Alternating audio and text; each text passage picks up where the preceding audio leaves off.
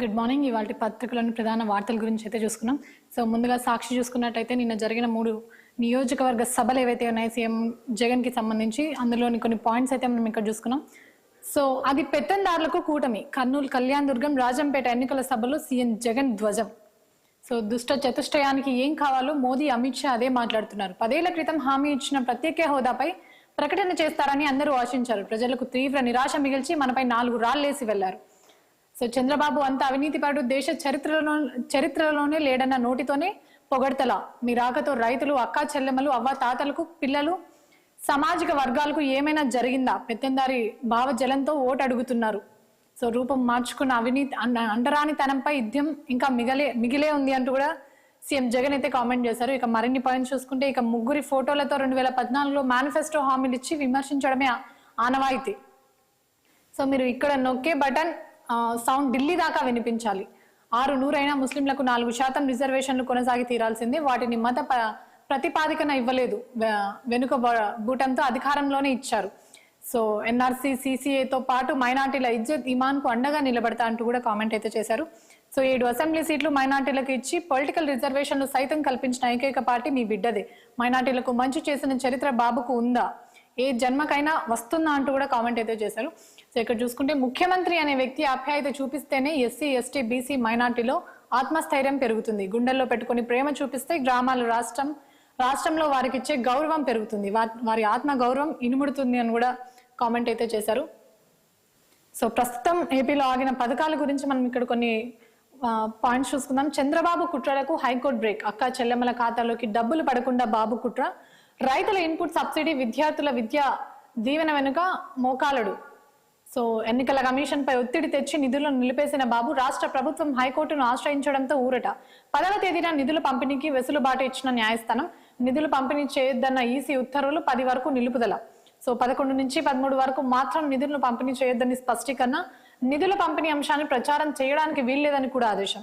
So ఆర్భాటాలు, సంబరాలు రాజకీయ నాయకులు ప్రమేయమే ఉండకూడదు. న్యాయమూర్తి జస్టిస్ బొప్పుడి కృష్ణమోహన్ మధ్యంతర ఉత్తర్వులు పూర్తి వివరాలతో కౌంటర్ దాఖలు చేయాలని ప్రభుత్వానికి అలాగే ఈసీకి కూడా ఆదేశం. సో తదుపరి విచారణ జూన్ 27కి వాయిదా. సో బీసీ నేత ఆర్ కృష్ణయ్యపై దాడి, రాయి విసిరిన గుర్తు తెలియని దుండగుడు, వీపు భాగంలో తీవ్ర గాయం. సో ఏర్పడి బహిరంగ సభలో మాట్లాడుతుండగా ఘటన. నన్ను చంద్రబాబు చంపాలని చూశాడు, ఇది చంద్రబాబు కుట్రే అంటూ కూడా కృష్ణయ్య మండిపాటు. సో ఇక పవన్ కామెంట్స్ చూసుకుంటే కాపులు, ముస్లింలకు రిజర్వేషన్లు అక్కర్లేదు. ఓ ఇంగ్లీష్ టీవీ ఛానల్ ఇంటర్వ్యూలో పవన్ సంచలన వ్యాఖ్యలు. ఆ రిజర్వేషన్లు ఇవ్వడం సాధ్యమే కాదంటూ వాక్య. వాటి అమలు కన్నా ఉపాధి ఉపయోగపడే నైపుణ్యాల్లో యువతకు శిక్షణే మేలని వెల్లడి. సో ముస్లిం రిజర్వేషన్లపై బీజేపీ పెద్దల ప్రకటనకు జనసేన అధినేత మద్దతు. వారి ప్రకటనలపై తనకెలాంటి నిరాశ, ఆందోళన లేదని పవన్ కళ్యాణ్ స్పష్టమైతే చేశారు. సో ఇక్కడ చూసుకుంటే రామోజీరావు 2000 కోట్లు అడిగారు. ఆ డబ్బులు ఇస్తే ఈనాడులో వైసీపీ వైఎస్ జగన్ కు అనుకూలంగా రాస్తానన్నారు. ప్రమాణం చేసి కాదని చెప్పగలరా? రామోజీరావుకు టీటీడీ చైర్మన్ భూమన కరుణాకర్ రెడ్డి సవాల్. ఇక్కడ చూసుకుంటే ప్రపంచం మెచ్చిన ఏపీ విద్యా వ్యవస్థలో అభివృద్ధిని చూసి ఆశ్చర్యపోయాం. ప్రభుత్వ పాఠశాలల విద్యార్థులు గొప్ప ఫలితాలు సాధిస్తారు. ప్రపంచ అవసరాలకు తగ్గట్టుగా ఏపీ విద్యార్థులు. ప్రభుత్వ పాఠశాలలో టెక్నాలజీ వినియోగం ఆకట్టుకుంది. సో ప్రపంచ సమకాలీన సవాలుగా అధిగమించేలా ఏపీ విద్య. సీఎం జగన్ పేద పిల్లల భవిష్యత్తుకు గొప్ప బాటలు వేశారు. అంతర్జాతీయ మేధావులు, వివిధ సంస్థల ప్రతినిధులు ప్రశంసలు. సో ఇక్కడ కూడా ఏపీ విద్యకు సంబంధించిన వార్త చూసుకోవచ్చు. క్యాంపస్ సెలెక్షన్లు టాప్, అద్భుత ఫలితాలు ఇస్తున్న రాష్ట్ర ప్రభుత్వ ఉద్యోగ నైపుణ్య సంస్కరణ. చదువు పూర్తయిన వెంటనే ఉద్యోగాలు సాధిస్తున్న ఏపీ యువత. ఇంటర్న్షిప్, ఫ్యూచర్ స్కిల్స్, రెసిడెన్స్ లోను అగ్రగామిగా రాష్ట్రం. గతేడాది సాంప్రదాయ డిగ్రీలో 60,000 మందికి క్యాంపస్ కొలువులు. సాంకేతిక విద్యలో ఏకంగా 1.20 లక్షల మందికి పైగా ఉద్యోగాలు. సో ఈ ఏడాది 11,000కు పైగా డిప్లొమా విద్యార్థులకు జాబ్లు. మైక్రోసాఫ్ట్ వంటి అంతర్జాతీయ సంస్థల ద్వారా శిక్షణ. సో ఎడ్కేస్ తో కలిసి 2000 అంతర్జాతీయ వర్సిటీ కోర్సులు. సో ఏఐసిటికి ద్వారా ఏఐ, పైథాన్, క్లౌడ్ వంటి అంశాల్లో శిక్షణ.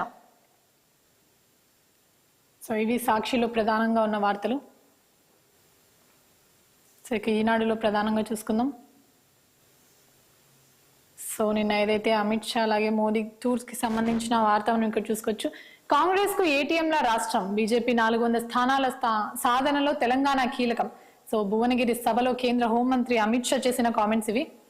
సో ఇక కిషన్ రెడ్డి కామెంట్స్ చూసుకుంటే కమలాన్ని గెలిపించేందుకు ప్రజలు సిద్ధం, రాష్ట్రంలో మెజార్టీ స్థానాలు మావే అంటూ కామెంట్ అయితే చేశారు. సీఎం రేవంత్ తీరు చూసి ప్రజలు నవ్వుకుంటున్నారు, హామీలు అమలు చేయనందుకు ఆయన అంటున్న రెఫరెండం.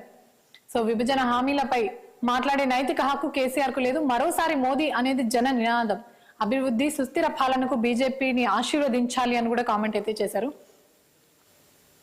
సో ఇక్కడ నిన్న రాహుల్ పర్యటనకు సంబంధించి కొన్ని పాయింట్స్ చూసుకున్నాం. తొలుత రైతు బంధు, కేంద్రంలో అధికారంలోకి రాగానే రైతు బంధు అయితే అమలు చేస్తామని కూడా స్పష్టం చేశారు. సో ఆగస్టు 15 నుంచి 30 లక్షల ఉద్యోగాల భర్తీ, బిలియనియర్లకు మోదీ సర్కార్ మాఫీ చేసిన డబ్బును పేదల ఖాతాల్లో వేస్తాం. నర్సాపూర్ సరూర్ నగర్ జాతరలో సో జన జాతర ఏదైతే జరిగిందో అందులో రాహుల్ చేసిన కామెంట్స్ ఇవి. సో ఇక రేవంత్ రెడ్డి కామెంట్ చూసుకుంటే కాంగ్రెస్ కృషితోనే విశ్వనగరంగా హైదరాబాద్, బీజేపీకు ఓటేస్తే రిజర్వేషన్లు రద్దుకు అంగీకరించినట్టే అంటూ కూడా ఆయన అయితే కామెంట్ చేశారు. సో ఇక కేసీఆర్ రోడ్ షోకి సంబంధించి కొన్ని కామెంట్స్ చూసుకుందాం మనం. ఇక్కడ వికసిత్ కాదు విఫల భారత్, భావోద్వేగాలతో బీజేపీ ఆటలు, హామీలతో కాంగ్రెస్ మోసం చేసింది.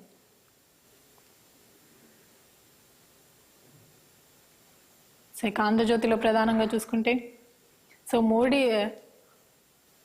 రాహుల్ గాంధీ పర్యటనలో భాగంగా ఒక ఆర్టీసీ బస్సులో ఎక్కి మహిళలతో అయితే ముచ్చటించిన ఒక ఇమేజ్ ని కూడా మనం ఇక్కడ చూసుకోవచ్చు. సో రాజ్యాంగాన్ని మార్చడం దేశ ఆత్మపై దాడి, పేదల హక్కులను లాక్కోవడమే బీజేపీ పని, 10 ఏళ్లలో మోదీ 22 మంది కోసం మాత్రమే పనిచేశారు, 16 లక్షల కోట్ల రుణాలను మాఫీ చేశారు, మేము గెలిచాక పేదలను లక్షాధికారులను చేస్తాం, అన్ని పంటలకు కనీస మద్దతు ధర అందిస్తాం, ప్రతి పట్టభద్రుడికి అప్రెంటిస్షిప్ 1 లక్ష సాయం, మహిళల ఖాతాల్లో ప్రతి నెల 8,500 జమ, ఆగస్టు 15 నాటికల్లా 30 లక్షల ఉద్యోగాలు భర్తీ. సో కుల గణనతో దేశ రాజకీయాలే మారిపోతే 4న వచ్చేది ఇండియా సర్కారే అంటూ కూడా స్పష్టం అయితే చేశారు. సో రేవంత్ బృందం పనితీరు బాగుందని ప్రశంస. సో ఇక ఇదే జనజాతర సభకి సంబంధించి రేవంత్ కామెంట్స్ మనం ఇక్కడ చూసుకున్నట్లయితే విశ్వనగరంపై బీజేపీ విషయం, హైదరాబాద్ లో మత చిచ్చుకు కుట్రలు, అల్లర్లు చెలరైతే పెట్టుబడులు రావు, ఉద్యోగాలు ఉండవు, బీజేపీ పుట్టక ముందే మనోళ్ళు శ్రీరామనవమి జరపలేదా. సో కాంగ్రెస్ హయాంలోనే విశ్వనగరంగా హైదరాబాద్.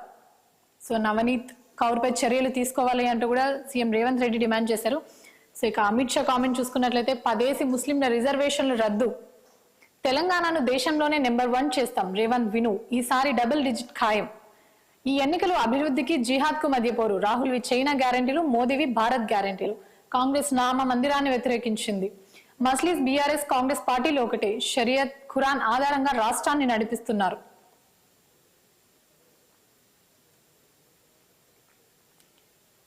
సో ఇక వెలుగులో ప్రధానంగా చూసుకుంటే ఇక్కడ కూడా అమిత్ షా కామెంట్స్ ని మనం ప్రధానంగా చూసుకోవచ్చు. సో డబుల్ డిజిట్ పక్కా, తెలంగాణలో 10కి పైగా సీట్లు గెలుస్తామంటూ కూడా ధీమా అయితే వ్యక్తం చేశారు. ఈసారి జిహాద్ వర్సెస్ అభివృద్ధి మధ్య ఎన్నికలు, ముస్లిం రిజర్వేషన్లు రద్దు చేస్తాం, ఎంఐఎం బీఆర్ఎస్ కాంగ్రెస్ ఒకటే, సో రాహుల్ చైనా గ్యారంటీలు అని కూడా కామెంట్ అయితే చేశారు. సో ఇక రాహుల్ కామెంట్స్ చూసుకుంటే జూన్ 4న ఇండియా సర్కార్ 15 ఆగస్టు నాటికి 30 లక్షల ఉద్యోగాల భర్తీ మొదలు పెడతాం, దేశవ్యాప్తంగా రైతులకు రుణమాఫీ, మహిళలకు ఏడాదికి 1 లక్ష, యువతకు ఏడాది పాటు ఉద్యోగ శిక్షణ 1 లక్ష సాయం అందిస్తాం, రాజ్యాంగాన్ని రక్షిస్తాం, రిజర్వేషన్లు పెంచుతాం. సో కార్పొరేటర్లకు మోదీ దోచిపెట్టారు, అంత సొమ్మును పేదలకు పంచుతాం, సో అదాని అంబానీ కోసమే పెద్ద నోట్లు అంటూ కూడా కామెంట్ అయితే చేశారు. సో ఇవి ప్రధానంగా పత్రికల్లో ఉన్న వార్తలోని మరిన్ని విశేషాలు డిబేట్లో చర్చించే ముందు చిన్న బ్రేక్ తీసుకుని స్టే విత్ us.